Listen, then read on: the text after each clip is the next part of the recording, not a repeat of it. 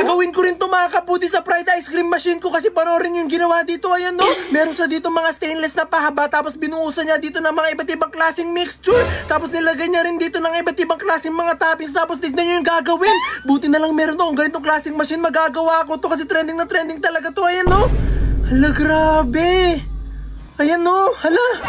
Wow! So tara, gawin na nga natin yung napanood ko nga na sa TikTok. So ito na, nabili ko na nga itong mga kailangan nga natin. So ito yung mga gagamitin natin toppings. Tapos ito na yung pang mold. Ayan, nabili ko lang to online at ganito lang kalaki yung nabili ko. Pero okay na yun. So ito yung gagamitin natin. Tapos nandito na rin tong aking fried ice cream machine. So umpisa na natin at titignan natin kung talagang gagana yan dito. So let's go! Excited na ako!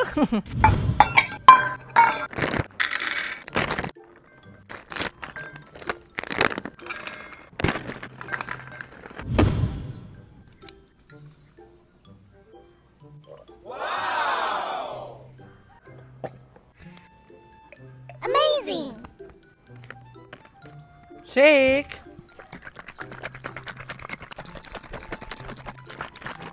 Ito na, okay na itong ating mga mixture. Meron tayo ditong flavor na grapes, strawberry, and mango na may pagka-orange.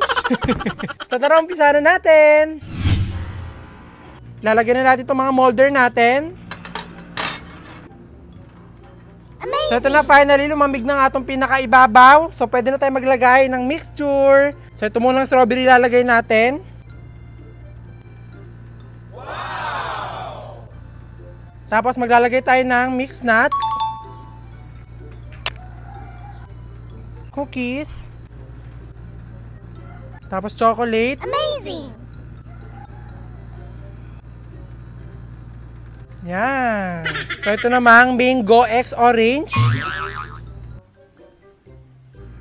Amazing! Strawberry stick, oh. Natin ng cookies. Yan. Ito namang grapes. Lagyan natin ng chocolate. Mixed nuts. Tapos itong huling-huli, pagsasamahin natin itong strawberry at grapes. Para magkaiba. Sa kabila. Ito. Yan. So, ang gagawin na lang natin, maghintay hanggat tumigas yan, tapos okay na daw. Sana tumigas talaga. Ayan, so meron pa tayong molder na ganito. So, sasama na rin natin yan. Samahin natin. Strawberry. Yan. Mixed nuts. Sentin na lang natin. Sobrang nga talaga ako nagandahan dito nga sa mga ginawa ko. Talagang excited na nga ako na tumigas nga to. Ben, malapit na siguro to. Malapit nang tumasing kuryente namin. Eh, nag-i-snow na yung gilid ditong machine, oh. Wala, ganito pala yung snow. Ganito pala kalamig yung snow.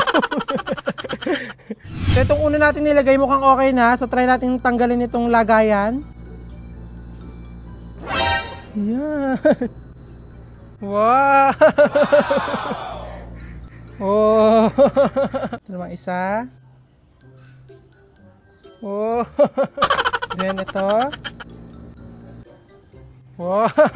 Naghintay pa nga ako dito na mahigit 10 minutes nga para nga talaga tumigas siya. Kaso ganito na nga lang talaga yung kinaya niya. Kaya naman napagdesisyonan ko na nga na hati-hatiin na nga siya.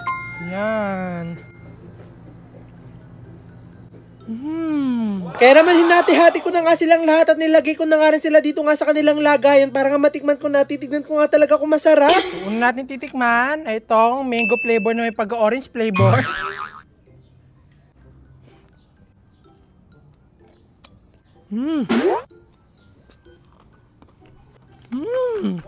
Sarap! Perfect na perfect itong mga nilagay nating toppings, oh. So, ito namang strawberry. Yan. So, ito namang grapes.